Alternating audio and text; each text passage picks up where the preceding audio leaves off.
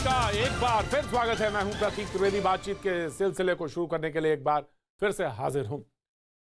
शुरुआत यह है कि यहां से काफिला कोलकाता के लिए रवाना होना है। पहले लखनऊ और लखनऊ के आसपास के जगह पे शो, उसके बाद धीरे से कोलकाता और बंगाल की तरफ भैया जी कहीं अपना काफिला लेकर बढ़ेंगे। सबसे बड़ी बात यह कि आज जो अर्ली राइजर है, जो सुबह उठते हैं जल्दी, उनको तो खबर मिली, लेकिन जो थोड़ी देर से उठे उनको पता चला कि ये खबर सबसे बड़ी स्क्रीन पर ये चल रही है, और वो ये कि प्रधानमंत्री नरेंद्र मोदी ने वैक्सीनेशन यानी टीका जो है लगा लिया है, वैक्सीन लगा ली है। और ये खबर के साथ ही तमाम खबरें इससे जुड़ी हुई आने लगी।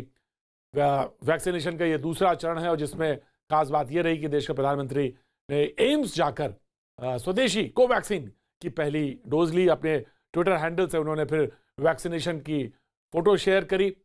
तमाम लोगों ने उनके कपड़े को लेकर और जो नर्स है उसको लेकर भी टिप्पणी की, उसका भी जवाब आया। वो सब भी बातचीत का हिस्सा होगा। लेकिन सबसे खास बात यह है कि जिस तरह से केसेस बढ़ रहे हैं, उसमें कोरोना के खिलाफ जंग में जिस तरह से ये एक कहना चाहिए कि कैटलिस्ट यानी एक ये काम करेगा कि हमको आगे जागरूकता और बढ़ानी है, और वो जागरूकता इस तरफ कि वैक्सीनेशन के प्रोग्राम में आगे बढ़कर हिस्सा लेना है। बहुत कारगर होगी। सबसे पहले कुछ चीज़ें इसकी तरफ रुख करेंगे और फिर मेहमानों से तारुफ कराएंगे और बातचीत के सिलसिले को आगे लेकर जाएंगे।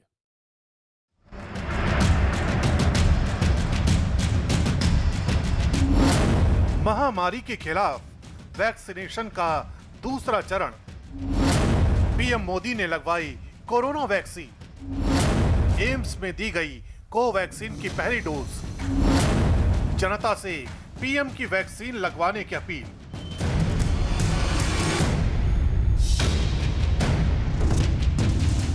दिल्ली के एम्स से आई ये तस्वीरें कोरोना महामारी के खिलाफ लड़ी जा रही उस ऐतिहासिक जंग की गवाह हैं, जिसके साक्षी खुद देश के प्रधानमंत्री नरेंद्र मोदी बने।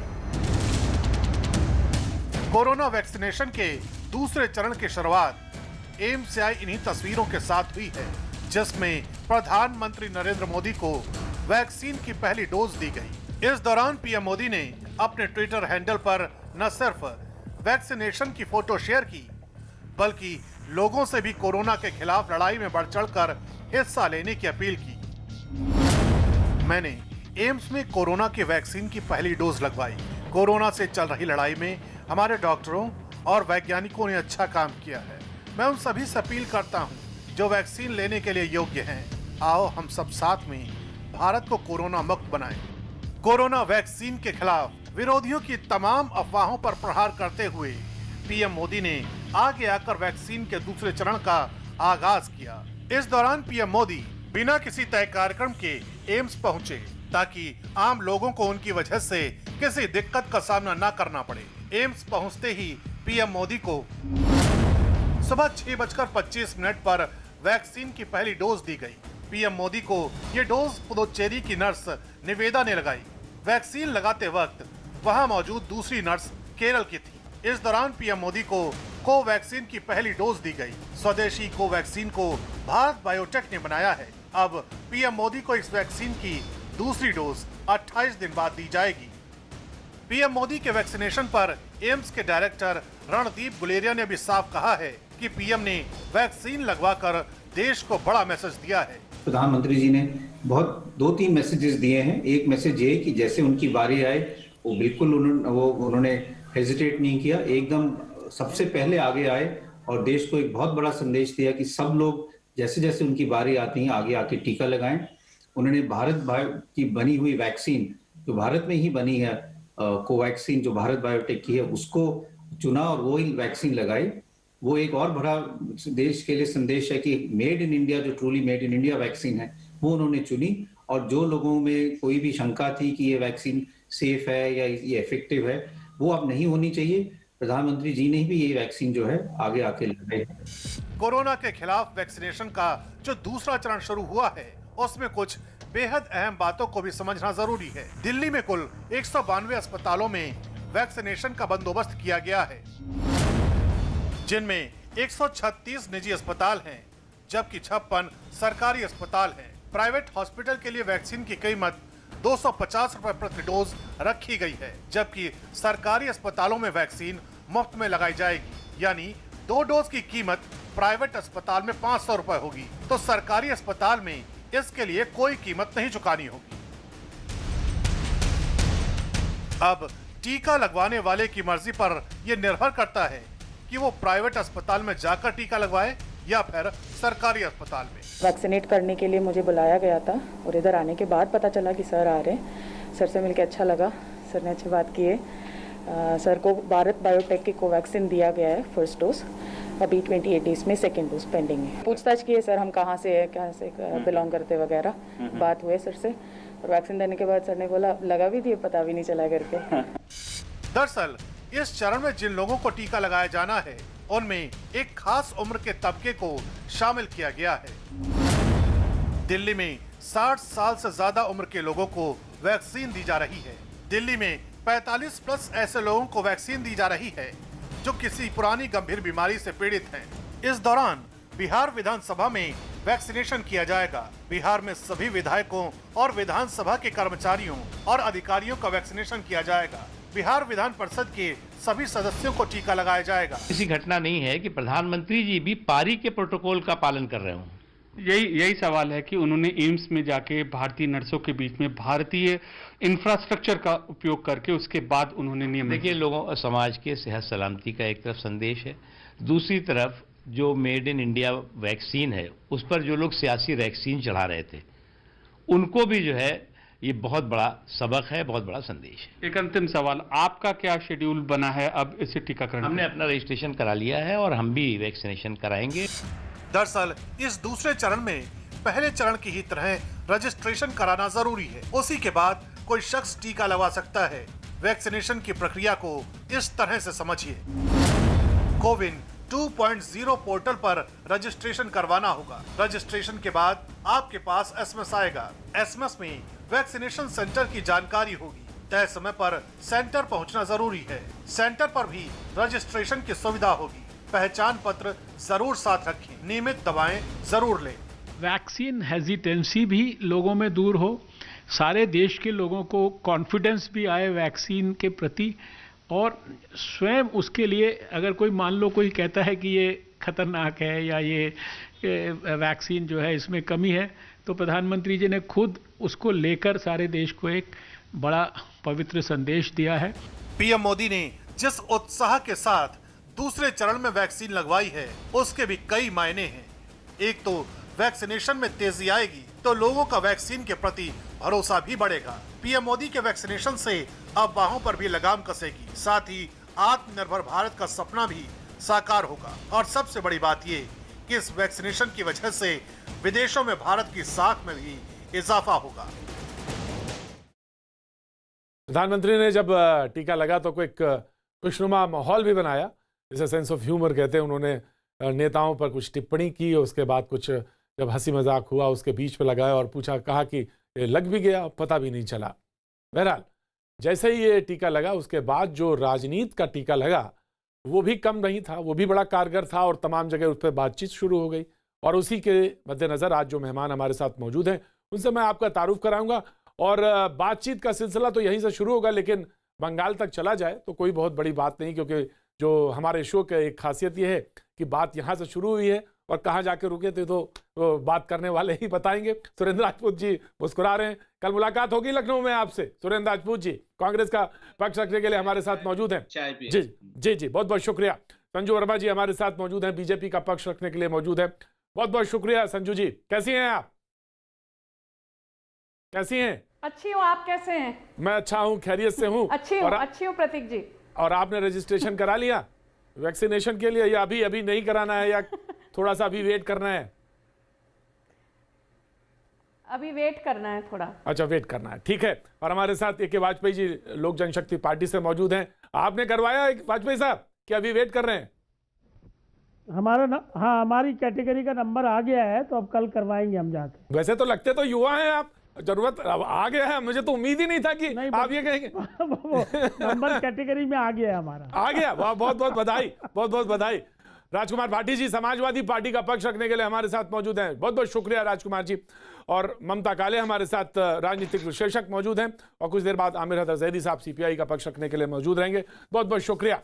सुरेंद्र राजपूत जी, प्रधानमंत्री ने कहा और तमाम सारे लोगों ने भी कहा कि अब तो कोई शको शुबा रहनी नहीं चाहिए और जो बातें थी वो तो बिसार दीजिए और आगे आके टीका लगाने का जो प्रोग्राम है उसमें बढ़ चढ़ कर हिस्सा लेना चाहिए। लेकिन फिर भी कहीं ना कहीं राजनीति के टीके लगी गए। सुरेंद्र राजपूत जी। प्रतीक भाई, देखिए, प्रधानमंत्री जी ने वैक्सीन लगवाई, प्रधानमंत्री जी निरोग रहें, स्वस्थ रहें, शतायु रहें, हम लोगों की सबकी शुभकामनाएं हैं। प्रधानमंत्री जी हमेशा इसी तरीके से हंसते मुस्कुराते रहें। हमारे यहाँ पर उनके टीका लगाने को लेकर के ना हमें हेडलाइन मैनेजमेंट करना है, ना हमें हेडलाइन मैनेजमेंट का हिस्सा बनना है, ना ही इवेंट मैनेजमेंट का हिस्सा बनना है। सच बात यह है कि करोड़ों लोगों को वैक्सीन लगने के बाद प्रधानमंत्री जी ने वैक्सीन लगवाई, स्वागत। अब यहां पर प्रश्न कुछ गंभीर उठते हैं, हम उनकी बात करना चाहते हैं। हम ये बात जरूर पूछना चाहते हैं कि आज तक चाहे चेचक हो, चाहे पोलियो हो, चाहे हैजा हो, चाहे काली खांसी हो, चाहे तमाम तरीके की वैक्सीनेशन पिछले 70 सालों से हो रही है और सारी की सारी वैक्सीनेशन मुफ्त हो रही है। मुफ्त वैक्सीनेशन है हिंदुस्तान में, वो चाहे कांग्रेस की सरकार ने शुरुआत की हो, हम कांग्रेस का पक्ष रखेंगे, हम उनका उससे लेंगे। भारतीय जनता पार्टी कह सकती कि पुरानी जितनी भी हैं वो हमने भी उसी तरीके से उस परंपरा को निर्वाह किया। ये पहली वैक्सीन है जिसमें आप ये कह रहे हैं कि हम 250 रुपए पर शॉट लेंगे। और यहां पर इंपॉर्टेंट है कि एस्ट्राजेनिका ने कहा और सीरम इंस्टीट्यूट ने कहा कि हिंदुस्तान में हम वैक्सीन जो है नो लॉस नो प्रॉफिट पे देंगे और 200 रुपए हमारी कीमत है। तो हमने मान लिया, तो 250 रुपए में वैक्सीन का टीका क्यों, नंबर 1। और नंबर 2, अगर नो लॉस नो प्रॉफिट पर 200 रुपए की वैक्सीन आ रही है तो भारत की सरकार है 250 रुपए के आम आदमी को दे रही है, लेकिन यही सीरम इंस्टीट्यूट बेल्जियम के 157 रुपए की दे रही है। तो सच बात ये 157 रुपए से और 250 रुपए, ये एक जो 100 रुपए के आसपास 93 रुपए का जो रुपया है, ये किसकी जेब में जा रहा है? ये कौन सा गड़बड़ घोटाला हो रहा है? इसको जरा अगर बात करेंगे तो ज्यादा बेहतर होगा। प्रधानमंत्री जी ने वैक्सीन लगाई है, अच्छी बात है, लेकिन अगर आप इस 93 रुपए किसकी जेब में जा रहा है और आप इसकी बात करेंगे तो निश्चित तौर पर बड़ी बड़ी चीजें निकल करके आएंगी। संजू वर्मा जी बिल्कुल बताएंगे और बिल्कुल तैयार भी हैं वो बताने के लिए और ये जवाब भी देंगी कि 100 रुपए की बात आपने कही है, 93 रुपए जी। और मैं एक चीज और भी कुछ बोलिए संजू जी, बोलिए और लखनऊ भी आइए, स्वागत है आपका, चाय पियेंगे। जी बोलिए जी। मैं कुछ तथ्य आपके सामने रखना चाहती हूं प्रतीक जी। सुरेंद्र राजपूत जी ने कुछ अच्छी चीजें कही, मुझे खुशी हुई कि उन्होंने प्रधानमंत्री नरेंद्र मोदी जी के अच्छे स्वास्थ्य की शुभकामनाएं दी और अपेक्षा की कि वो दीर्घायु रहेंगे। पर आप यदि प्रतीक जी कुछ टिप्पणियां देखें, चाहे वो कार्ति चिदम्बरम की टिप्पणी हो, चाहे शशि थरूर की टिप्पणी हो, या फिर आप हाल फिलहाल में अखिलेश यादव की टिप्पणी देखें, नवाब मलिक की देखें एनसीपी से, तो एक चीज जो बहुत खुल के सामने आ रही है बड़े साफ और स्पष्ट तरीके से, वो ये कि जिस चीज पर स्वास्थ्य एक ऐसी चीज है जो हमारे शरीर के साथ हमारा सबसे अटूट बंधन हमारे स्वास्थ्य के द्वारा है, पर स्वास्थ्य तक को हमारे नेताओं ने बख्शा नहीं और इसका भी राजनीतिकरण किया। मैं ये पूछना चाहती हूं, मैं इनका तो जवाब दूंगी ही, जो सुरेंद्र राजपूत जी ने कहा कि ये कैसी टिप्पणी है कि भाई आप ये बताइए कि जो सिस्टर निवेदिता हैं वो पुडुचेरी से हैं, आपने पुडुचेरी की सिस्टर से टीका क्यों लगवाया? ये इसलिए तो नहीं कि आसाम का गमछा क्यों था? आसाम का गमछा क्यों था? मैंने आपको टोका नहीं, मैंने आपको टोका, आसाम का गमछा क्यों था?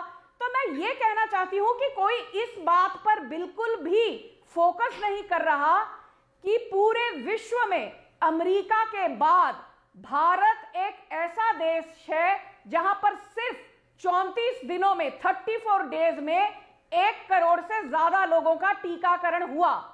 यूनाइटेड किंगडम में 1 करोड़ लोगों का टीकाकरण हुआ 56 दिनों के बाद। सिर्फ अमेरिका में 1 करोड़ से ज्यादा लोगों का टीकाकरण हुआ 31 दिनों में। तो पहली बात तो यह कि जो हमारा मेगा वैक्सीनेशन ड्राइव है वो अत्यंत ही सराहनीय है और इसका पूरा श्रेय मोदी सरकार के करेज ऑफ कन्विक्शन को जाता है। दूसरी बात, मैं राजनीतिकरण करना तो नहीं चाहती, पर ये आंकड़े कहते हैं और आंकड़े कभी झूठ नहीं बोलते। प्रतीक जी, आपको पता होगा कि पिछले 24 घंटे में 113 मौतें हुई हैं कोविड के कारण और इन 113 मौतों में से 80% से ज्यादा सिर्फ 2 राज्यों से हुई हैं, महाराष्ट्र और केरल। महाराष्ट्र में 62 से ज्यादा मौतें हुई हैं और केरल में 15 से ज्यादा। तो कहने का तात्पर्य यह है कि विपक्ष जो मोदी सरकार पर कभी भी ताना कसने का एक मौका नहीं छोड़ता, मुझे कृपया करके ये बताइए, जब हमारा डेथ रेट 1.4% से नीचे आ चुका है, तो भला महाराष्ट्र जहां कांग्रेस अलायंस में सरकार में है और केरल जहां की वामपंथियों की सरकार है, भला आप लोगों ने कोरोना महामारी को रोकने में नियंत्रण क्यों नहीं लाया? जी ठीक है, ठीक है, ठीक है जी। भाटी जी, राजकुमार भाटी जी, राजकुमार भाटी, मैं आ रहा हूं। सुरेंद्र जी आ रहा हूं, ये झूठ, छल और प्रपंच की ये मुर्दाखोर लोग हैं, ये मुर्दाखोर लोग हैं। अब आज कह रहे हैं महाराष्ट्र में मौतें ज्यादा हो गई, अगर कल दिल्ली में हो जाएंगी या महाराष्ट्र मध्य प्रदेश में हो जाएंगी तो ये जिम्मेवारी लेंगी, बिहार में हो जाएंगी तो जिम्मेवारी लेंगी। क्या कैसी बहस कर रहे हैं? बात इन्होंने 250 और 157 रुपए का जवाब दिया इन्होंने। जो मैंने कहा, आपको इतनी चुभन क्यों हुई?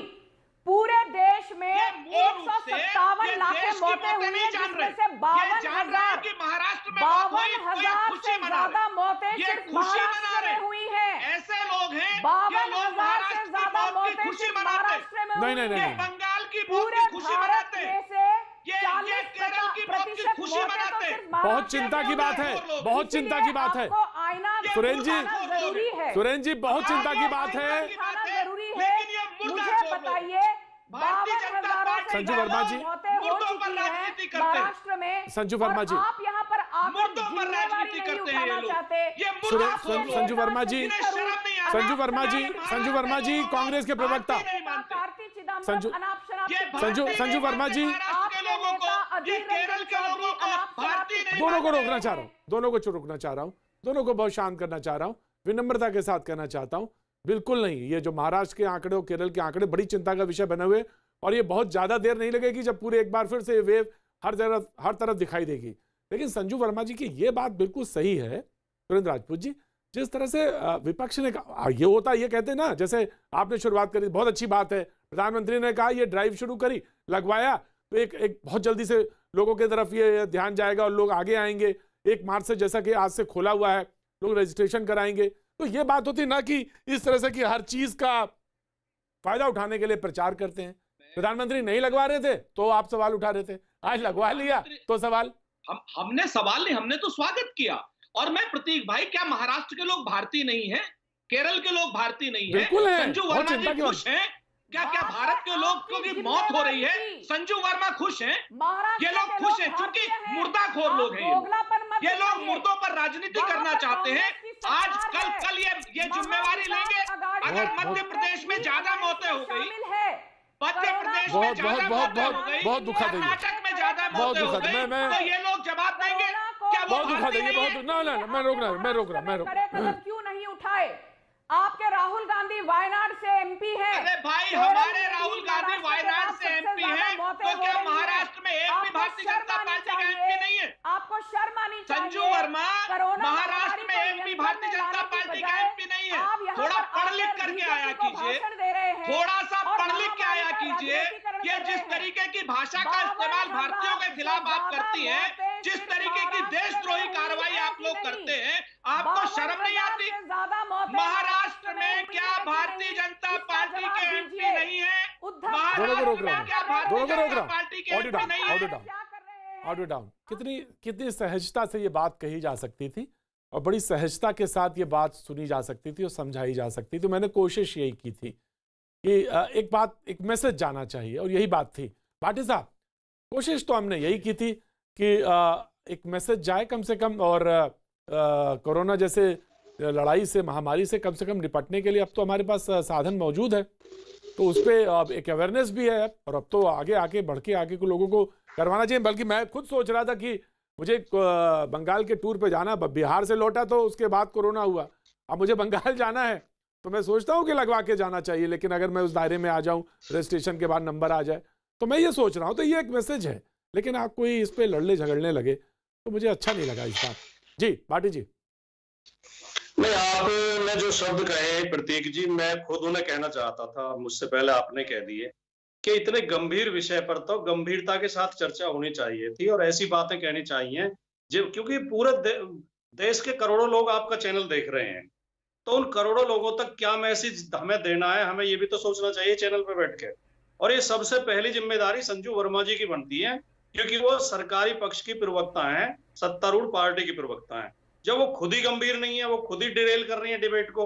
उन्होंने पहले तो कह दिया कि मैं राजनीति करना नहीं चाहती थी, लेकिन अगला वाक्य तो फिर यही हुआ कि मजबूरी है मेरी राजनीति करना। मत करिए, क्या महाराष्ट्र के बारे में जिक्र करना आप प्रतीक जी ने चुप करेंगे? ये इतने एरोगेंट क्यों है बीजेपी के प्रवक्ता? क्या महाराष्ट्र के ये इतने घमंडी क्यों है कि किसी को बोलने देना नहीं चाहते? आप मुझ पर टिप्पणी करना इनके अंदर काहे का अहंकार है, काहे का घमंड है? रही हूँ, पर आपको इतनी बौखलाहट क्यों हो रही है?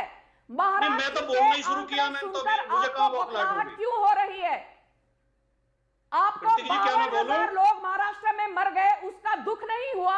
आप यहाँ पर कांग्रेस के प्रवक्ता को संजू वर्मा जी पूछने की बजाय मुझ पर ताना कस रहे हैं। जी संजू वर्मा जी, संजू वर्मा जी, जी संजू जी, समाजवादी पार्टी प्रवक्ता राजकुमार भाटी जी, प्लीज कंटिन्यू। संजू जी, मेरा निवेदन है, एक तो आप भारतवर्ष में इस समय जो सबसे ज्यादा शक्तिशाली पार्टी है, जिसके सबसे ज्यादा सांसद और विधायक हैं, जो सत्ता में है, उसकी प्रवक्ता है। दूसरे आप महिला हैं, तीसरे आप शिक्षित भी हैं, पढ़ी लिखी भी हैं, तो अपने कम से कम अपना संयम बना के रखें, अपनी शालीनता बना के रखें, गंभीरता बना के रखें। अब ये चीखना चिल्लाना तो कोई भी कर सकता है, ये तो अनपढ़ गंवार आदमी भी कर सकता है, चीखना चिल्लाना तो। मत दीजिए, मैंने सिर्फ सवाल किए हैं, मैंने कुछ बहुत अहम मुद्दे उठाए हैं। आप बौखलाहट में क्यों आ गए? क्या महाराष्ट्र के 52,000 मौतों की बात करना गलत है? प्रतीक जी, क्या ये डिबेट चल पाएगी? आप इतनी बौखलाहट में क्यों हैं? जनता पार्टी आप के उद्धव ठाकरे से सवाल करिए, कांग्रेस के प्रवक्ता से सवाल करिए। मुझे यहाँ पर आपके एडवाइस और आपके भाषण की जरूरत नहीं है। क्या ये भारतीय जनता पार्टी के घमंडी और अनुशासनहीन प्रवक्ता इस डिबेट को चलने देंगे? क्या किसी को बोलने का मौका ये देंगे? हर किसी के बीच में चिल्लाएंगे? संजू जी जी आपको आंकड़ों के साथ आईना दिखाया जी संजू जी, आपको सिर्फ आईना दिखाया जी संजू जी संजू जी आपने आईना दिखा दिया, तो बहन जी हमें भी थोड़ा आईना दिखाने का मौका दीजिए, हम भी तो एक आईना दिखा दें आपको। आपने दो बातें कही। पहली बात तो प्रधानमंत्री ने वैक्सीनेशन कराया, ये मेरे दृष्टिकोण से इतना मुझे ज्ञान है, कोई खबर ही नहीं है, ये कोई न्यूज ही नहीं है।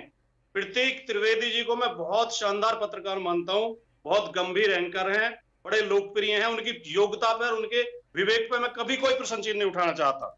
लेकिन भारतीय पत्रकारिता का भाटी जी मेरे ऊपर क्यों बार-बार, भाटी जी मेरे ऊपर कपड़ा पहना था, भाटी जी मेरे ऊपर क्यों, कैसे पहुंचे, किस तरह वैक्सीनेशन हुआ, ये खबर हमने तो पत्रकारिता पढ़ी थी, तो हमें तो बताया जाता था कि कुत्ता आदमी को काटे तो कोई न्यूज नहीं है, लेकिन आदमी कुत्ते को काट ले तो न्यूज है। तो ये तो कोई अस्वाभाविक बात तो हुई नहीं। दूसरी बात, जो आप आंकड़े दे रही हैं, 1 करोड़ से ज्यादा वैक्सीनेशन हो चुका 1.5 महीने के अंदर। फाइनल जो वैक्सीनेशन हुआ, जिसे दूसरी डोज लगी है, वो केवल 24,1900 को लगा है, मेरी जानकारी में जहां तक खबर है। अगर इस स्पीड से देखें, इसी स्पीड से वैक्सीनेशन अगर हुआ, तो 40 साल में वैक्सीनेशन कर पाएंगे हम भारतवर्ष में। 140 करोड़ आबादी है हमारी, 140 से भी ऊपर पहुंच रही है। दूसरी बात, जब शुरू में बाकी सारे देशों में जिनके आप प्रशंसक हैं, उन देशों में वहां के राष्ट्राध्यक्षों ने पहले वैक्सीनेशन कराया, राष्ट्रपतियों ने, प्रधानमंत्रियों ने वैक्सीनेशन कराया, अपने परिवार के साथ जाके कराया, अपनी पत्नियों के साथ जाके कराया। जब प्रधानमंत्री नहीं करा रहे थे, विपक्ष कह रहा था वो क्यों नहीं करा रहे, शुरुआत उन्हें करनी चाहिए थी, तब तो इसमें उनकी महानता बता रहे थे आप कि बाकी लोगों को लग जाएगा तब कराएंगे। अब बाकी लोगों को तो लगा नहीं है, सबका नंबर तो आया नहीं है अभी, और अगर आएगा, अगर इसी स्पीड से चला तो 40 साल बाद आएगा। तो प्रधानमंत्री जी ने बीच में क्यों करा लिया? कहीं ये इसलिए तो इवेंट नहीं किया गया कि आज 25 रुपए घरेलू गैस पे बढ़ाए गए हैं, 25 रुपए सिलेंडर महंगा हुआ है, 800 से ऊपर सिलेंडर की कीमत पहुंच गई है। इन बातों पर चर्चा ना हो, बीच बीच में इस तरह के दिखावे करते रहे, इस तरह के ड्रामे करते रहे, उसमें तो हमारे प्रधानमंत्री माहिर हैं। जब किसी के रोने की चर्चा होगी तो बढ़िया रो के दिखा देंगे, जब किसी के हंसने की चर्चा होगी तो बढ़िया हंस के दिखा देंगे। तो क्या ये इवेंट मैनेजमेंट ना कहा जाए इसे? बाकी अगर आप गंभीर होती हो, गंभीरता से चर्चा करती, दोनों को रोकना चाहता हूँ, अपील करती है, दोनों को रोकना चाहता हूँ, दोनों को रोकता हूँ। जी जी जी, भाटी साहब आ रहा हूँ, भाटी साहब आ रहा हूँ। कंट्रोल में सबसे बुरी स्थिति अगर इस भारतवर्ष में रही है तो गुजरात और मध्य प्रदेश की रही है। सबसे ज्यादा शिकायतें गुजरात और मध्य प्रदेश से आई हैं। आप झूठ बोलेंगे चैनल पे बैठ के, फिर आप कहेंगे कि हमें कोट क्यों कर रहे हैं? कोट तो किया ही जाएगा जब आप झूठ। वाजपेयी जी दोनों को ऑडियो रोकूंगा। भाटी जी, आपने कुछ सवाल में मुझसे भी पूछा, तकाजा ये है कि जरूरी नहीं उसी समय जवाब दे दिया जाए, थोड़ी देर बाद देंगे, आराम से देंगे। आप भी अपने, हम भी अपने, जरूरी थोड़ी ना ये कोई लड़ाई झगड़ा किया जाए। अरे आप अपने आपको जवाब देंगे, जरूर देंगे। वाजपेयी जी जरा बोलिए, जल्दी बोलिए कि आखिर ये बात क्या थी कि खबर कैसे बन गई? ये खबर तो नहीं बनी, लोगों ने कहा इससे तो उत्साह बढ़ता है और इससे एक मैसेज गया है और मैसेज अक्रॉस द कंट्री गया है, तो ये जो उत्साहवर्धन होगा और लोग जल्दी जल्दी आएंगे और जो थोड़ा सा संशय था दिमाग से वो भी टूटेगा लोगों के लिए। वाजपेयी जी देखिए प्रतीक जी, ऐसा है कि कौन सी खबर बनेगी, कब बनेगी, ये तो आप लोगों का काम है। और प्रधानमंत्री कोई साधारण आदमी तो होता नहीं, प्रधानमंत्री तो 130 करोड़ लोगों को रिप्रेजेंट करता है, तो उसका तो हर एक्शन हर तरीके से काउंट किया जाता है, ये तो आप मान के चलेंगे। और दूसरी बात ये है कि आप देख रहे हैं पिछले 6-6.5 साल से और खास तौर से कोरोना काल में प्रधानमंत्री जी ने 24/7 रख के और किस तरह से जनता को संभाल के मोरल बूस्टअप करके कॉन्फिडेंस दिया। चाहे उन्होंने थाली बजवाने का काम किया, चाहे दिए दलवाने का काम किया, और अल्टीमेटली आप देखिए पूरे विश्व में रिकॉर्ड, सबसे कम केसेस हुए हैं, सबसे कम मौतें हुई हैं भारत में। और इस पे कोरोना पे कितना मजाक उड़ाया था विपक्ष के साथियों ने। समाजवादी पार्टी ने तो हद ही कर दी थी। एक नेता ने कहा जी कि नपुंसक हो जाएंगे अगर ये दवाई लगवा ली तो। एक ने कह दिया ये तो बीजेपी की वैक्सीन है इसलिए हम तो लगवाएंगे ही नहीं। तो मतलब गुमराह करने की कोशिश हर इशू पे की गई है, चाहे वो हेल्थ से मामला है, चाहे रोजगार का मामला है, चाहे जीएसटी का मामला है, चाहे नोटबंदी का मामला है, चाहे राफेल का बालाकोट में एयर स्ट्राइक की, तब भी ये लोग तो गुमराह करने की कोशिश कर रहे थे। और अभी रिसेंटली जो किसानों का आंदोलन चल रहा है उसमें भी क्या असर है? किसानों के आंदोलन में कोई कसर छोड़ी है? अब तो खुल के आ गए राजनीतिक पार्टियां और कह रही हैं इसको 2024 तक चलाएंगे और इसका जवाब देंगे। और जबकि हकीकत यह है कि किसानों का ये कानून हूबहू पंजाब में 2013 से लागू है, तो क्या इनके पास जवाब है? देखिए प्रधानमंत्री ने जब नहीं लगवाई थी तो कहते लगवाते क्यों नहीं।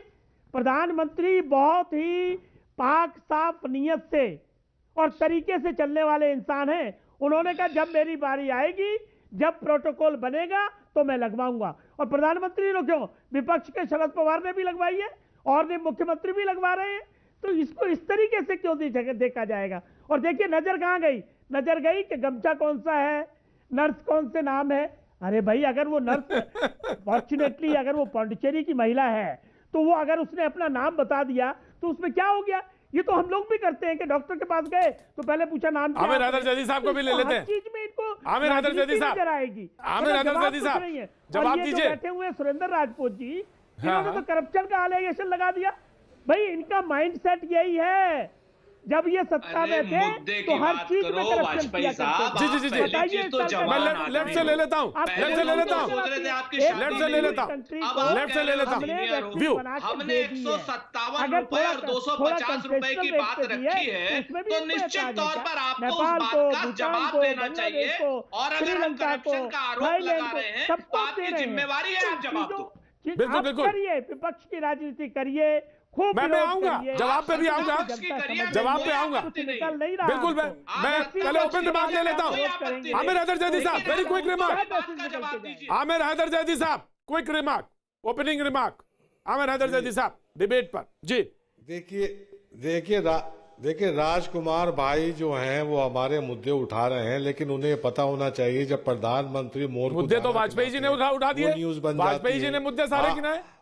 आम के हाँ तो ठीक है, वो वाजपेयी जी तो ठीक है, वो अपनी भूमिका निभा रहे हैं। और जब आम चूसने, आम प्रधानमंत्री कैसे चूसते हैं, पत्रकार जाके ये पूछता है, ये न्यूज बनती है, तो ये न्यूज तो बड़ी बन जाती है जब प्रधानमंत्री कोई टीका लगवाएंगे। तो इसमें तो हम कुछ कह ही नहीं रहे। प्रधानमंत्री हैं, वो थाली बजवाएं, क्लैपिंग कराएं। मसला ये है कि हम तो ये कहते हैं जब देश की जनता वोट देने जाएगी तो वो किचन में जाके जो सिलेंडर है उसे प्रणाम करेगी, जैसे प्रधानमंत्री कहते थे प्रणाम करके जाना। और पेट्रोल पंप पे जाके जब अपना पेट्रोल भरवाएगी गाड़ी के अंदर, उसे प्रणाम करने के बाद वोट देने जाएगी। मुद्दे देश के अंदर बहुत हैं। मुद्दे देश के अंदर किसानों की एमएसपी की बात करते हैं, छोटा सा रिमार्क आपका, ओपनिंग रिमार्क बता देते हैं। आमिर नादिर, मैं आ रहा हूं, आमिर नादिर साहब का हो गया। ममता काले एक छोटा सा रिमार्क, उसके बाद मैं डिबेट ओपन करूंगा। जी ममता काले। धन्यवाद प्रतीक जी, बड़े मजे आ रहे थे मुझे। धन्यवाद, बहुत मजे आ रहे थे मुझे सबकी बातें सुनते हुए। ये जो विदेशी विषैला कीटाणु कोविड हमारे देश में आया है, उसके टीके पर टिकाकर टिप्पणी कर रही है विपक्ष, और कर रही है एकदम खतरनाक जहरीली राजनीति।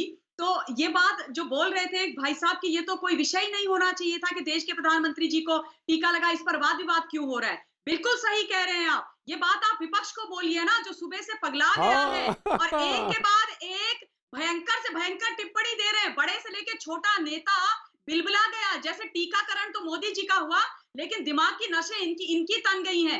एक के बाद एक बाहर आ रहे हैं। तो बिल्कुल सही बात है, विषय नहीं है भाई, कोई विषय नहीं है। ये तो एक बहुत बड़ा एग्जाम्पल सेट किया है। जब टीका बना था इस देश में कोविड का, वो विषय था, वो न्यूज थी, वो सिर्फ भारत के लिए नहीं, अंतरराष्ट्रीय स्तर पर न्यूज थी। अगर यूपीए के समय पर आ गया होता कोविड, तो यहाँ पर हालत खस्ता होती और हम कटोरा ले लेके वक्त एक छोटे से ब्रेक का, ब्रेक के बाद मैं हाजिर होता हूं और डिबेट ओपन रहेगी। वक्त छोटे से ब्रेक का।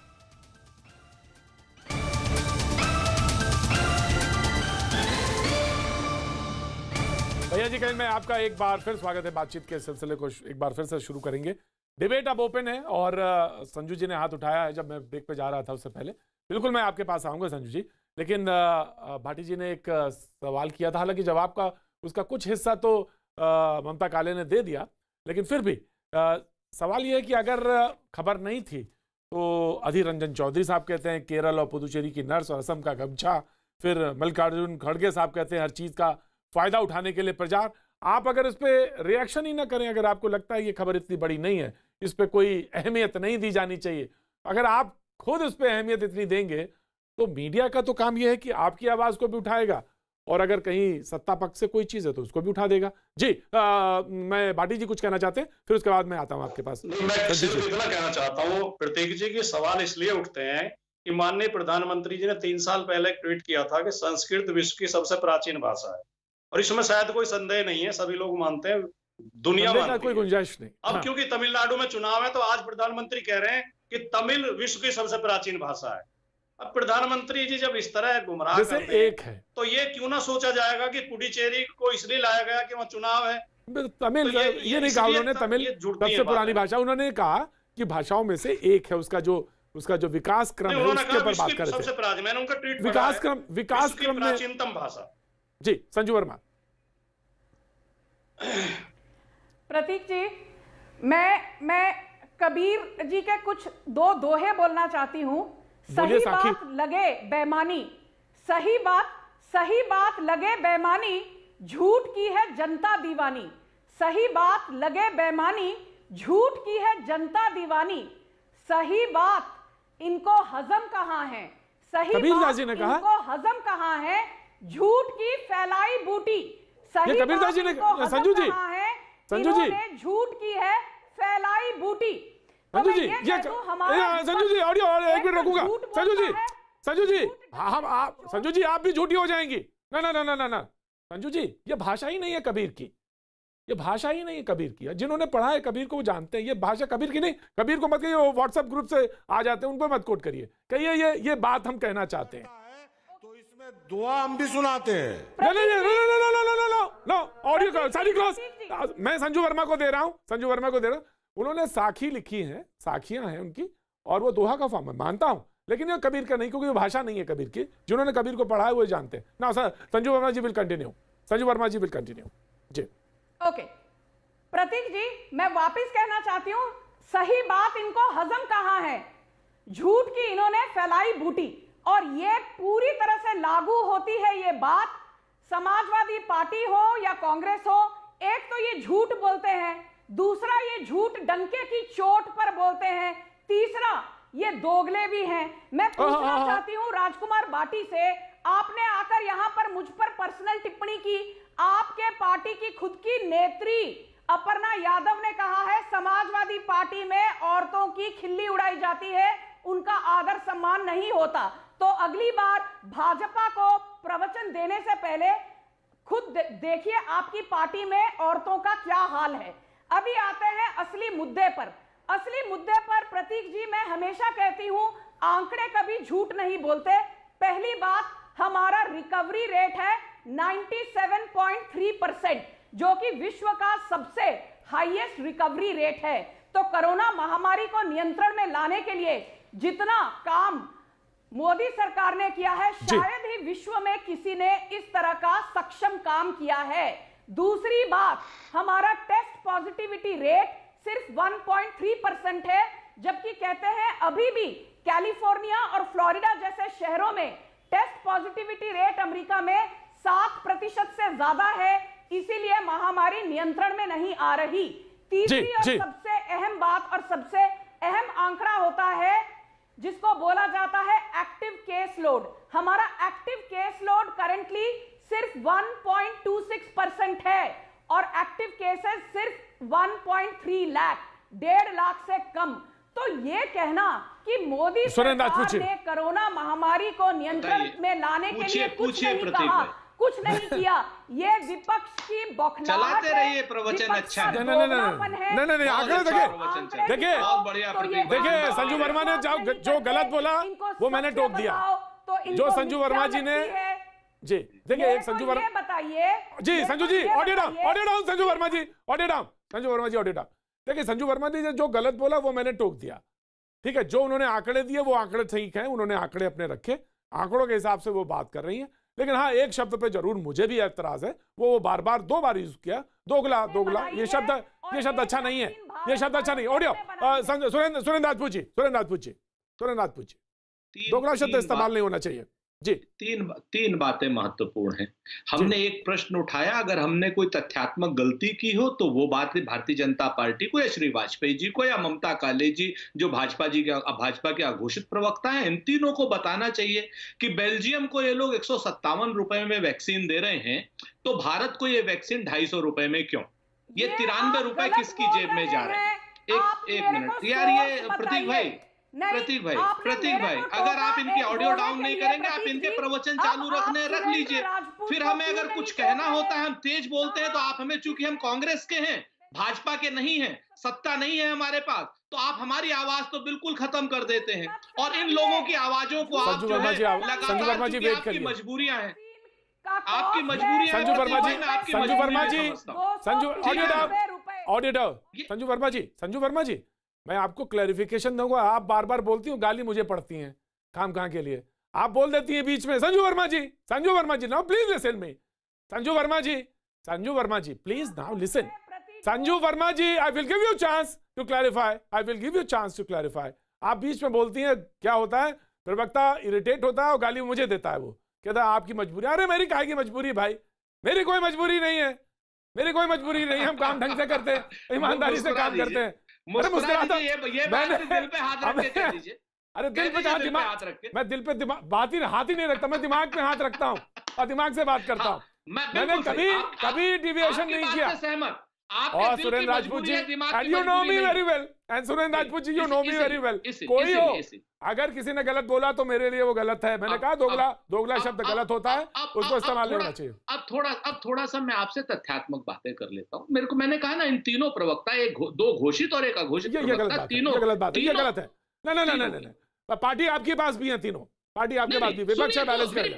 मेरी बात सुन लीजिए ना, मैं कोई गलत बात थोड़ी कह रहा हूं, मैं तो इनसे बाकायदा हाथ जोड़ करके क्लेरिफिकेशन मांग रहा हूं, और इनकी जिम्मेवारी है चूंकि सत्ता पक्ष के लोग हैं। 157 रुपए में बेल्जियम को वो सीरम इंस्टीट्यूट क्या नाम वैक्सीन दे रहा है, और हमें वो वैक्सीन 250 रुपए में मिल रही है। तो ये 93 रुपए कहां गए? हम घोटाले की बात नहीं कर रहे, हम कह रहे हैं कि 157 रुपए में मेरे देशवासियों को वैक्सीन। अच्छा, प्लीज वेट सुरेंद्र राजपूत जी, संजू वर्मा जी, इस सवाल का जवाब आप देना चाह रहे हैं, मैंने हाथ उठाया, आपने इस सवाल का जवाब दीजिए, देना ममता काले आपके पास। सिर्फ सीधा टू द पॉइंट, भूमिका ना बनाइएगा, सीधा। हाँ, आपकी बात पूरी नहीं हुई है, मैं जानता हूं, मैं आपके पास आऊंगा, आप ही के पास आऊंगा। जी संजू वर्मा जी, प्लीज रिप्लाई। जी थैंक यू प्रतीक जी। पहले तो प्रतीक जी मैं क्षमा चाहती हूं कि मेरे कारण आपको विपक्ष के प्रवक्ताओं से डांट पड़ती है, तो सीधा जवाब दीजिए ना। मैं ये कहना चाहती हूं प्रतीक जी कि प्रधानमंत्री नरेंद्र मोदी जी ने ये कहा था जब वैक्सीन बन रही थी कि हम 2 जगहों से वैक्सीन खरीदेंगे। बड़े ध्यान से सुनिए, एक तो सेरम इंस्टीट्यूट से कोविशील्ड और भारत बायोटेक से कोवैक्सीन। उसके बाद उन्होंने कहा जो कोविशील्ड है इसका कॉस्ट, सरकार जो कॉस्ट पे खरीद रही है वो करीबन 200 से 206 रुपए प्रति डोज है। हम 110 लाख 1 करोड़ 10 लाख डोजेस खरीदेंगे। भारत बायोटेक की वैक्सीन के लिए उन्होंने कहा इसका कॉस्ट थोड़ा ज्यादा है, इसका कॉस्ट सरकार को पड़ेगा करीबन 295 रुपीज पर डोज, 295 रुपए प्रति डोज। फिर उन्होंने कहा कि कुछ कंट्रीज को हम मुफ्त में देंगे, जो हमारी नेबरिंग कंट्रीज हैं या जिनके साथ हमारे बहुत अच्छे रिलेशनशिप्स हैं, एज ह्यूमैनिटेरियन जेस्चर। पर ज्यादातर देशों को हम ये वैक्सीन सप्लाई करेंगे at the rate of 400 rupees, 400 रुपए प्रति डोज। ये खुद पीआईबी मिनिस्ट्री से ये सब कहा गया है, प्रधानमंत्री जी ने खुद कहा है। तो ये जो बेल्जियम को 157 रुपए में दिया, कुछ पैसे मोदी जी के पॉकेट में चले गए, ये बड़ी ही अभद्र टिप्पणी है। आप लोगों ने ऐसे ही लांछन पीएम केयर फंड पर भी लगाए थे। पीएम केयर फंड के कारण 50,000 वेंटिलेटर मुफ्त में दिए गए, 50,000 वेंटिलेटर पीएम केयर। अब मैं कुछ बोलूं, दूसरा पॉइंट बेल्जियम विकसित, हाँ मैं टू द पॉइंट, मैं इधर उधर की बात नहीं कर रहा, मैं जानता हूं इस बात को, आपके पास समय बहुत कम है, आप बहरे बाबा के पोते हैं। सच बात यह है कि हम लोगों के लिए आप बड़े मेरे सही सुनते हैं, जो बड़े सम्मानित स्थान है आपका हमारे लिए। मैं आपको वो छोटी सी बात कह रहा हूं प्रतीक भाई, फिर अब ये इनकी आवाज आ गई। अब मैं आपको बहुत जिम्मेवारी से कह रहा हूं, बेल्जियम एक विकसित मुल्क है। 157 रुपए में अगर बेल्जियम को दी जा रही है तो निश्चित तौर पर आप जो हैं, अगर आपको कोई चैरिटी करनी है तो भारतीय की जेब से पैसे का डाका डाल के तो आप चैरिटी नहीं करेंगे ना प्रतीक भाई। आपको चैरिटी करनी है, ये पॉइंट ले लिया मैंने, सेकंड आगे। अच्छा, दूसरी बात आप आ जाइए कि जब ये सारी बातें होती हैं, जब सारी बातें हम लोग करते हैं प्रतीक भाई, तब बातें उसके बाद फिर उसके बियॉन्ड जाती हैं। हमारा स्पष्ट रूप से मानना है कि जो इवेंट मैनेजमेंट आप करा रहे हैं और ये जो भारतीय जनता पार्टी के लोग अनर्गल प्राप्त करते हैं कि महाराष्ट्र में आज इतने लोग मर गए, अगर खुदा ना खास्ता कुछ लोग हो जाते हैं तो मुझे इतना बता दीजिए, क्या महाराष्ट्र के लोग भारतीय नहीं है या उत्तर प्रदेश के लोग भारतीय नहीं है? इस तरीके के जो अनर्गल प्रलाप है और जो ममता काले जी ने आरोप लगाए स्पष्ट रूप से, मेरा स्पष्ट रूप से कहना है कि यहाँ पर जो प्राइवेट हॉस्पिटल्स हैं, आप इस चीज को देखिए कि दिल्ली में सरकारी अस्पताल है, सुरेंद्र भाई में जो है, अरे बोलने दो भैया, मैंने बहुत कम बोला है, 30 सेकंड भी नहीं बोला, बोलने दीजिए ना। मैंने 30 सेकंड भी नहीं बोला, मुझे बोलने दीजिए। आप पूरा बहुत धन्यवाद भैया, आपका स्वागत है एक बहन के रूप में। जी बिल्कुल सुरेंद्र भाई, बिल्कुल आऊंगी। पहली बात तो मैं सुरेंद्र भाई को ये बोलना चाहती हूँ, 250 रुपए की बहुत चिंता है आपको। सुरेंद्र भाई, आपका टीका लग गया क्या? अगर नहीं लगा तो मैं आपके 250 रुपए भर दूंगी, आप इतना परेशान मत हो। पहली बात। दूसरी बात, राजपूत के 250 का नहीं है जी।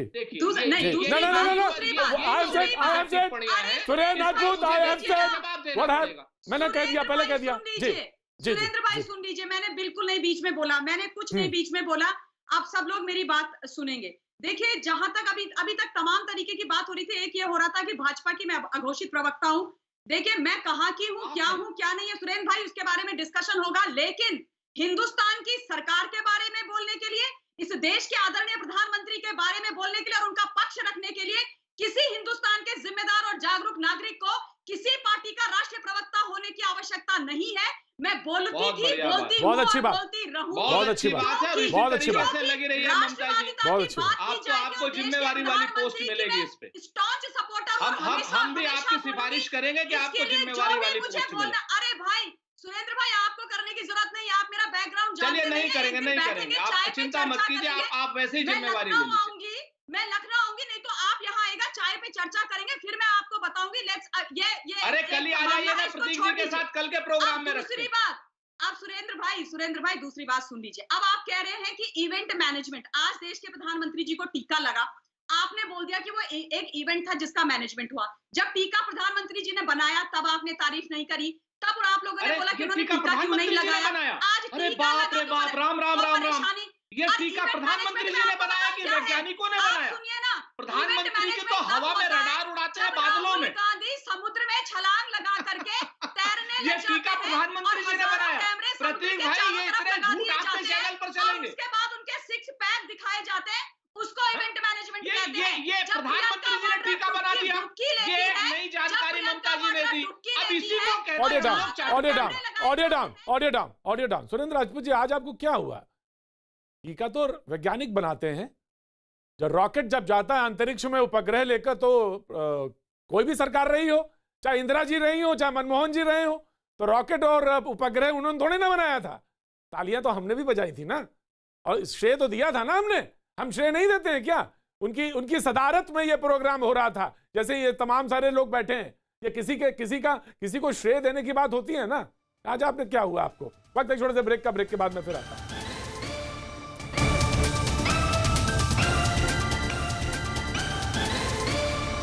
भैया जी, कहीं मैं आपका एक बार फिर स्वागत है। बातचीत के सिलसिले को जोड़ने के लिए एक बार फिर से मैं हाजिर हूं, और सारे मेहमानों का एक बार से फिर से स्वागत करता हूं। देखिए, पूरी बातचीत है, बहस है, बहस में बहुत सारा हिस्सा आपको लगेगा ये मेरे इस्तेमाल का नहीं है। कभी कभी ये भी लगता है कि आखिर ये बहस हो क्यों रही है, इसका क्या मतलब है। ये तमाम सारे सवाल आम लोगों के टेलीविजन में आजकल जो डिबेट देखते हैं, उनके दिमाग में, जहन में ये बात आती है। लेकिन मैं आपसे, सारे लोगों से जो टेलीविजन देख रहे हैं, उनसे एक निवेदन जरूर करना चाहूँगा कि वैक्सीनेशन के प्रोग्राम के लिए आगे आएँ, और ख़ास तौर से ये जो कोरोना महामारी है, क्योंकि अगर हमें बहुत फौरी तौर पे खड़े होना है, इस इकॉनमी को बिल्कुल दुरुस्त रखना है या उसको पटरी पे लाते हुए देखना है, तो इन सारी चीज़ों के लिए ऑफिस में आना जाना शुरू करना है, सड़कों पे फिर से वो रौनक की चीज़ें दिखाई दें, तो इन सब के लिए बहुत ज़रूरी है कि वैक्सीनेशन के प्रोग्राम में आगे आना पड़ेगा, बढ़ चढ़ कर हिस्सा लेना पड़ेगा। उसके लिए रजिस्ट्रेशन कराना ज़रूरी है। लेकिन हाँ, ये बात सच है कि वैक्सीनेशन के बाद भी मास्क लगाना बेहद ज़रूरी है, और वो बहुत बहुत एहतियात की ज़रूरत है। सीपीआई के प्रवक्ता हमारे साथ आमिर हैदर जैदी साहब मौजूद हैं। उनका चांस बनता है। वाजपेयी जी को जाना था, इसलिए वो पैनल से उन्होंने विदा ली है। आमिर हैदर जैदी साहब। प्रतीक भाई, 50 घंटे के प्रोग्राम में 30 सेकंड बड़ी नाइंसाफी है तो बहरहाल एक किसी ने मुझसे कहा शाही में किसी ने मुझसे कहा कि जैसे जैसे पार्टी होती जा रही है, वैसे वैसे आप टाइम भी देते जा रहे हैं। तो मैंने कहा नहीं, ये तो नाइंसाफी है, ये तो मेरे हिसाब से तो उनको टाइम मिलेगा।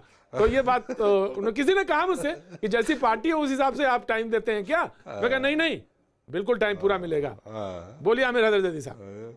चलो चलिए, आज आए रोबे शाही में हम वो बशर नहीं, कुछ आपकी तरह हमें जालिम का डर नहीं। क्या बात। सुरेंद्र भाई एक सवाल कर रहे थे कि साहब वो वैक्सीन इतने की नहीं। अरे भाई, प्रधान सेवक बहुत पहले कह चुके हैं कि वो गुजरात के, उनके खून में व्यापार है। जो शख्स 35 रुपए का पेट्रोल 100 रुपए लीटर बेच सकता है, वहां कुछ भी हो सकता है, वहां सब कुछ मुमकिन है। तो उस पर सवाल उठाना सुरेंद्र भाई इस समय गलत है। सवाल आप नहीं पूछ सकते इस समय प्रधान सेवक से। वो आम चूसें, मोर को दाना खिलाएं, या सिलेंडर 825 रुपए का करें, या पेट्रोल 100 रुपए लीटर करें। ये सवाल पूछने का हक आप विपक्ष का नहीं है। विपक्ष तो सिर्फ ये पूछे कि प्रधान सेवक कल गमछा कौन लगाए गए, तो इस चीजों पर नहीं होनी चाहिए। तो ये तो अब बेकार के सवाल हो गए। प्रधान सेवक व्यापारी हैं, उन्हें व्यापार करने दीजिए। मेरा इतना सा ही कमेंट काफी है।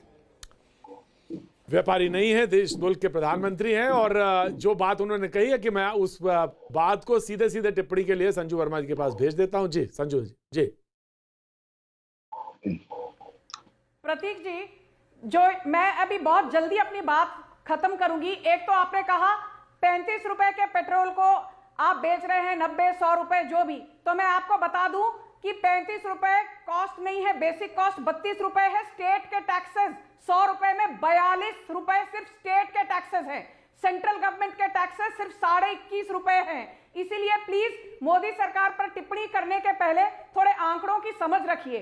दूसरी बात, आपने कहा कि एलपीजी सिलेंडर के प्राइस बढ़ रहे हैं। आप तब कहां थे जब जनवरी 2014 में दिल्ली में सिलेंडर का भाव था 1240 रुपए एक सिलेंडर का दाम, और बेंगलोर में तो 1270 रुपए था। आज प्राइस बढ़ने के बाद भी 800 रुपए से कम है। पिछले 6.5 सालों में सिलेंडर के दाम लगभग 40% कम हुए हैं 2014 के मुकाबले। इन्फ्लेशन 2013 में था 11%, आज 4% है। इसीलिए आंकड़ों पर तो आप बहस ना ही करें तो बेहतर होगा। बात रहती है कोविड वैक्सीन की, तो ये मैं नहीं कह रही, बड़े ध्यान से सुनिए। ये एंटोनियो गुएत्रास जो यूनाइटेड नेशंस के सेक्रेटरी जनरल हैं, उनका एग्जैक्ट कोट ये है, the Modi government has built facilities during कोविड-19 which are the world's most precious assets. जो एसेट्स मोदी सरकार ने बनाए हैं कोविड महामारी के खिलाफ, वो दुनिया भर में वैश्विक तौर पे सबसे प्रेशियस एसेट्स हैं। आप ये जानकर ताज्जुब होगा आपको, 21 से ज्यादा कंट्रीज में हमने वैक्सीनेशन मुफ्त दी है, क्योंकि वहां के लोगों में क्षमता नहीं है वैक्सीन बनाने की या खरीदने की। हमने 81 करोड़ लोगों को राजकुमार भाटी में अनाज दिया। राजकुमार भाटी जी का चांस बनता है। मैं आता हूँ, सुरेंद्र जी आ रहा। राजकुमार भाटी जी, चाहता हूँ कि संजू वर्मा जी बिल्कुल गलत आंकड़े पेश कर रही है, देश को गुमराह कर रही है। बेस्ट प्राइस है पेट्रोल का 32 रुपए 10 पैसे, इसमें सेंट्रल का टैक्स है 32 रुपए 90 पैसे और स्टेट का टैक्स है 20 रुपए 61 पैसे। तो ये गलत बयानी कर रही है। दूसरी बात जो आंकड़े दिए हैं वो नेट रेट है। संजू जी सुन लीजिए, कृपया सुन लीजिए, हम आपकी बात शांतिपूर्वक सुनते हैं। दूसरी बात, अगर आपको पेट्रोल डीजल के दाम क्यों बढ़ रहे हैं, अगर इसकी गहराई में जाना है तो आप हमारी बात मत सुनिए, आप नरेंद्र मोदी की बात सुनिए। नरेंद्र मोदी 2013 का नरेंद्र मोदी का भाषण स्पष्ट है कि सरकार की गलत नीतियों की वजह से, गलत टैक्स की वजह से, ज्यादा टैक्स लेने की वजह से देश में पेट्रोल डीजल के दाम बढ़ रहे हैं और ये सरकार भ्रष्ट है, इसलिए दाम बढ़ रहे हैं। जब जो कच्चा तेल था वो 161 रुपए $161 का प्रति बैरल था, आज वो $41 का बैरल बिक रहा है, तो भी 100 पे पहुंच गए पेट्रोल। तो कृपया आप कम से कम नरेंद्र मोदी जी की बात तो मान ही लें कि जब सरकार भ्रष्ट होती है और वो खून चूसती हैं, शोषण करती हैं, गैर जिम्मेदार होती हैं, वन बाय वन हम तो नरेंद्र मोदी जी की बात मानते हैं। आप और हमको इतना ज्ञान नहीं। राइट सुरेंद्र राजपूत जी, 3 बातें मैं बहुत साफ साफ और बहुत स्पष्ट कह दूं। संजू वर्मा जी ने जो कहा, 2014 में हम डीजल पर 4 रुपए पर लीटर एक्साइज ड्यूटी ले रहे थे और पेट्रोल पर 10 रुपए पर लीटर एक्साइज ड्यूटी ले रहे थे, और आज संजू वर्मा जी की पार्टी 33 रुपए पर लीटर पेट्रोल पर एक्साइज ड्यूटी ले रही है और 32 रुपए जो है ये। अरे भाई, अब बीच में मत बोलिए। ये प्रतीक भाई, अगर ये बदतमीजियां हैं तो अब आप इस चीज को देख लीजिए। मुझे चिल्लाना आता है। अब मैं आपको बताऊं, ये लोग झूठे हैं, मक्कार है, छली है, कपटी है और प्रपंची है। ये लोग ऐसा झूठ बोलते हैं और ये इतना कहते हैं कि स्टेट। हमने तो छत्तीसगढ़ में 12 रुपए लीटर पेट्रोल कम कर दिया, लेकिन इन लोगों के पास ना हिम्मत है, ना हैसियत है। संजू वर्मा जी संजू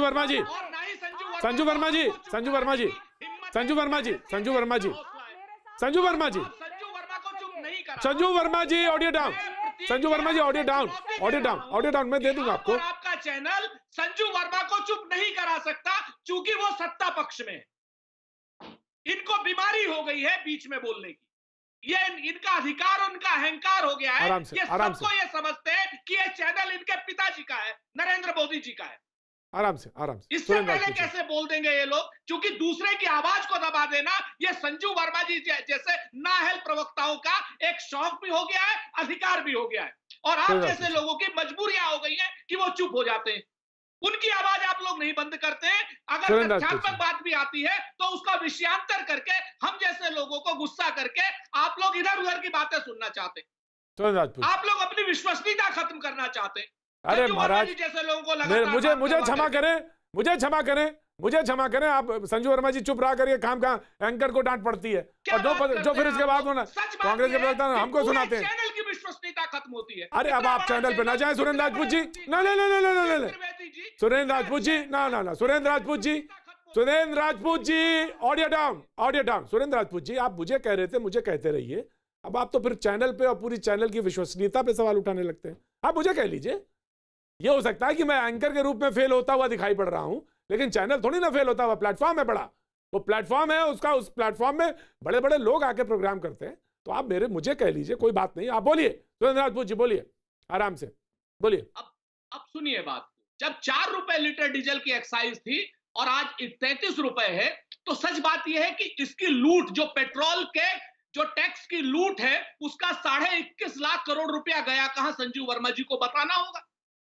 संजू वर्मा जी को यह भी बताना होगा कि आज जो बेस प्राइस है $67 में खरीद रहे हैं, हम $110 में खरीद रहे थे, लेकिन इनको तो चूंकि आंकड़ों की बाजीगरी करनी है और कह रही है सेंट्रल टैक्स सिर्फ 21 रुपए, 33 रुपए तो आप सीधे सीधे जो है पेट्रोल पर एक्साइज ड्यूटी लेते हैं संजू वर्मा जी, और सेस लेते हैं अलग से।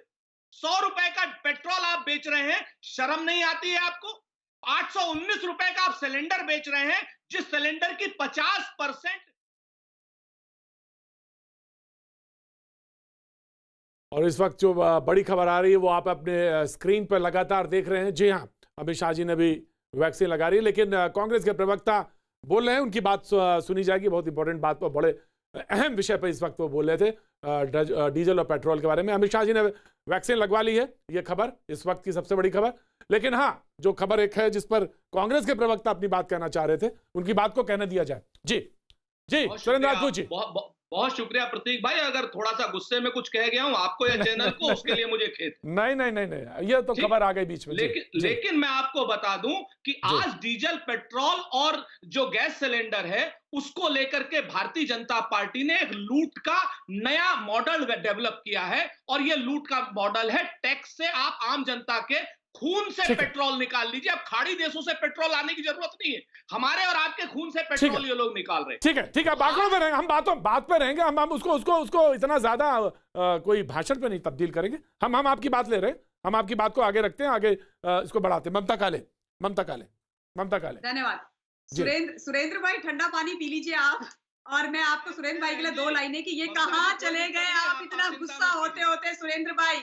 अरे सुरेंद्र भाई ठंडे हो जाइए। सुरेंद्र राजपूत जी को लगा कि ये खबर भी, जो बड़ी खबर आ रही थी कि अमित शाह जी ने वैक्सीन लगाई, तो फिर लगा कि स्क्रीन पे वो खबर आ गई एकदम से, तो उन्हें लगा कि जानबूझ के इन्होंने खबर चला दी। मैंने कहा ऐसा नहीं है, खबर का फ्लो है, खबर आती है तो खबर उसको वैसे ही ले लेते हैं प्रायोरिटी पे। सुरेंद्र भाई का एटीट्यूड अभी था, सारे के सारे साइलेंट हो जाओ वरना मैं वायलेंट हो जाऊंगा, और वही हुआ। Anyways, jokes apart. और मुझे तो ये लग रहा है प्रतीक जी, आज का विषय क्या था? हमारा विषय था कोविड वैक्सीन। पेट्रोल डीजल पर कहाँ चले गए ये विषय? नहीं, वो बोलने लगे तो मैंने उसको रोका नहीं, उनको चला गया है। हाँ, नहीं, मैंने रोका नहीं उन्हें, क्योंकि एक अहम विषय तो है, वो भी वो बिल्कुल वैक्सीनेशन का है, वैक्सीन का विषय है। और मुझे ये लगता है कि हमारे को गर्व महसूस होना चाहिए कि इस देश के अंदर इतनी क्षमता रही है कि हमने अपनी वैक्सीन बनाई, विदेशों को वैक्सीन दी, जिन राष्ट्रों को जरूरत थी उनको एफओसी दी, तमाम देशों को दी, पूरे विश्व में हमारा डंका बज रहा है।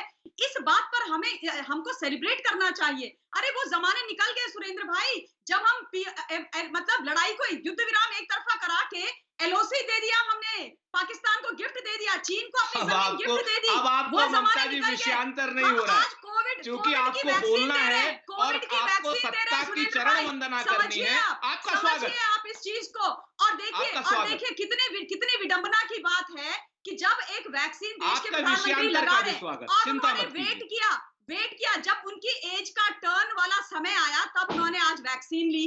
ये विषय पर आपने कोई बात नहीं करी। अगर वो पहले वैक्सीन ले लेते, जब आप लोग ढोल बजा करके बोल रहे थे कि मोदी जी पहले वैक्सीन, ममता जी हमने उनका पहले ही स्वागत कर दिया था। बहन जी, हमने पहले ही उनका स्वागत कर दिया था, और बहुत आराम से किया था, शायद आप सुन नहीं पाई क्योंकि आपको सत्ता पक्ष के अलावा कुछ सुनता नहीं। वैक्सीन ले ली तो तकलीफ हो गई है, मतलब आप लोग चाहते क्या हो, मतलब क्या क्या है ये कहानी, क्या आप लोगों की? जी, कहानी दरअसल ये, पूरी बात दरअसल ये कि आज प्रधानमंत्री ने टीका लिया और सच तो ये कि इससे प्रेरणा मिलेगी, लोग आगे आए, ये उम्मीद, और उसके बाद टीका लगवाएं। लेकिन अब वक्त आर पार का, मुलाकात होगी आपसे लखनऊ में और उसके बाद कारवां पहुंचेगा कोलकाता। बने रहिए हमारे साथ।